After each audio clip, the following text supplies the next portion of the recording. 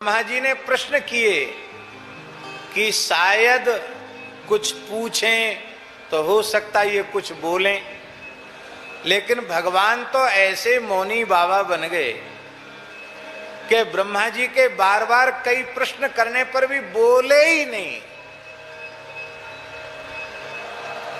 ब्रह्मा जी ने दंडवत भी कई बार किया।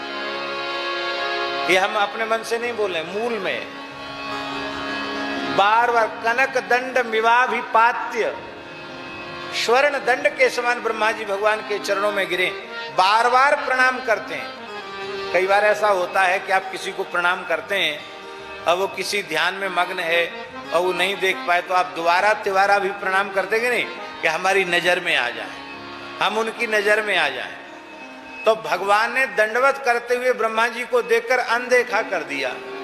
तो ब्रह्मा जी ने बार बार दंडवत किया, परिक्रमा की।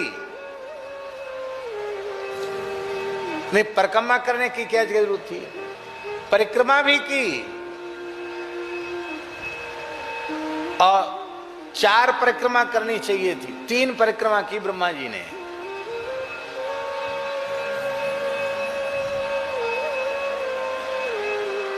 विष्णु चतस्रा, विष्णु की 4 परिक्रमाएं, एका चंड्याः, भगवती की 1 परिक्रमा, रवेः सप्त, सूर्य की 7 परिक्रमाएं, विनायकस्तिस्रः, गणेश जी की 3 परिक्रमाएं, विष्णु चतस्रः, विष्णु की 4 परिक्रमाएं और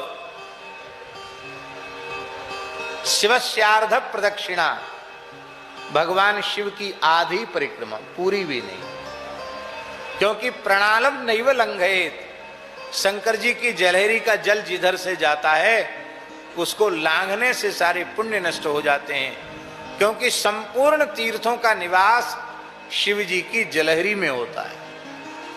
इसलिए उनको लांघना या उन पर पैर पड़ना ये उचित नहीं है। इसलिए आधी परिक्रमा घूम के आओ, जहां से जल बहता है वहां छू के फिर लौट के आ जाओ, हो गई आधी परिक्रमा में ही हो गई।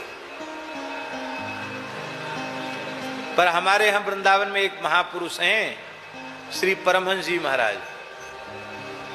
वो दर्शन करने जाते हैं गोपीश्वर महादेव का शाम को कभी, अब तो अशक्त हो गए। तो भैया जी पूरी परिक्रमा करते, तो हमने कहा पूरी परिक्रमा क्यों? बोले शिव जी की पूरी परिक्रमा की जाती, गोपी की थोड़ी की जाती।